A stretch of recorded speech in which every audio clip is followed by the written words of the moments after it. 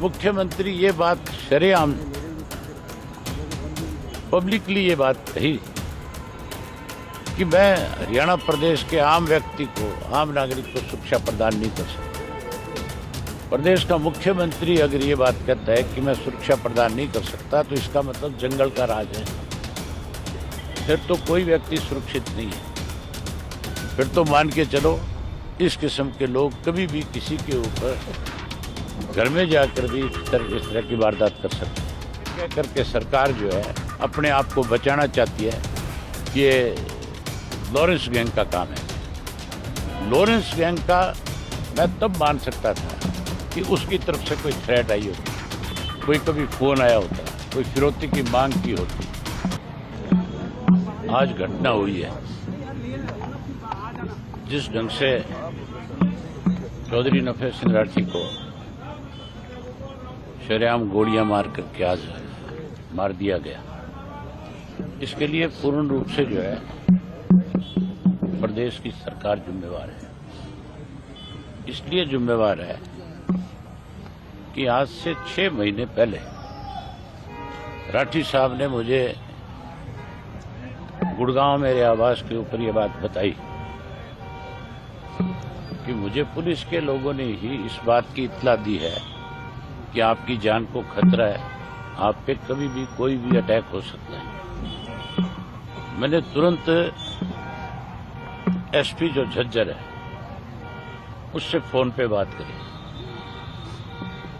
और मैंने उनको इस बात के लिए आगाह किया कि आपके पुलिस डिपार्टमेंट के लोगों ने राठी साहब को ये जानकारी दी है और राठी साहब आपसे स्वयं आकर के मिल रहे हैं, लिखित में आपको देंगे और आप इनको सुरक्षा मुहैया कराओ और इस बात की आप अपनी पुलिस की जिम्मेवारी लगाओ कि थ्रेट इनको कैसे मिली और कौन लोग हैं इसके पीछे।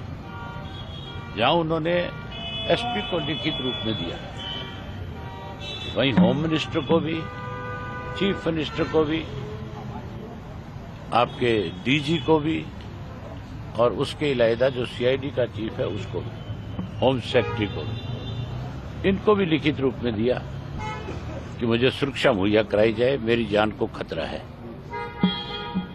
और मैंने भी स्वयं अनेक बार ये बात इन लोगों के साथ शेयर करी।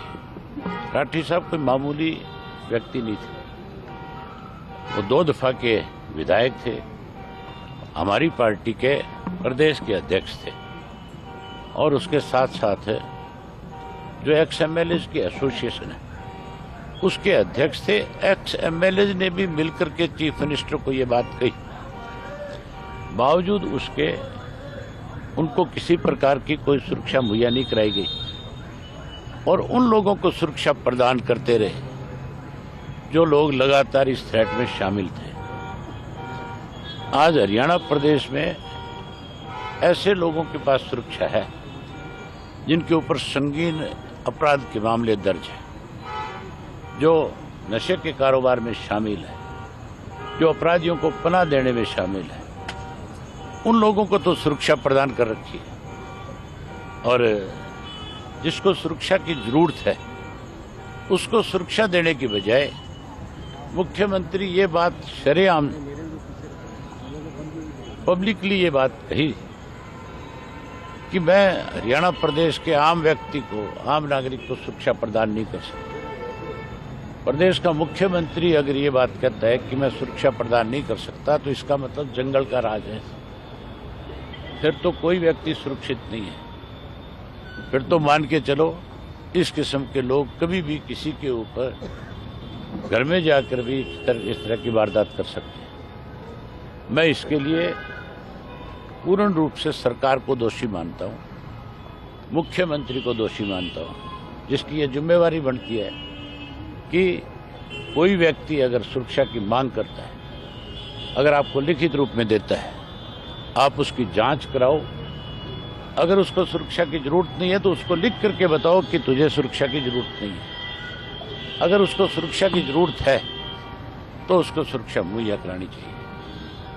मेरे अपने केस में जब मुझे थ्रेट आई थी, मेरे पीए ने जाकर के जब FIR लॉन्च करा तो मुझे एक दफ़ा तो सुरक्षा दी गई, फिर विड्रा कर ली गई और उसके बाद फिर मुझे हाई कोर्ट जाना पड़ा। हाई कोर्ट से फिर सुरक्षा दी गई। आज बीजेपी का अगर प्रदेश का अध्यक्ष कहीं जाता है तो उसकी सुरक्षा में जहाँ डिस्ट्रिक्ट पुलिस लगाई जाती है, वहीं उसके साथ 2 गाड़ियां परमानेंट सरकार की तरफ से दी हुई है। यहाँ का जिला का अध्यक्ष भी अगर कहीं जाता है तो उसके पास भी सुरक्षा है। कोई भाजपा का छोटा मोटा झंडा बांध करके कहता है मैं कार्य करता हूँ, अगर वो सुरक्षा मांगता है तो उसको भी प्रदान कर दी जाती है। 6000 से ज्यादा कर्मचारी पुलिस के जो है अरे गहरे नत्थु खैरे लोगों की सुरक्षा में लगाए हुए हैं, जबकि जिन लोगों को जरूरत है आज उनको सुरक्षा नहीं है। इसी वजह से आज ये घटना घटी।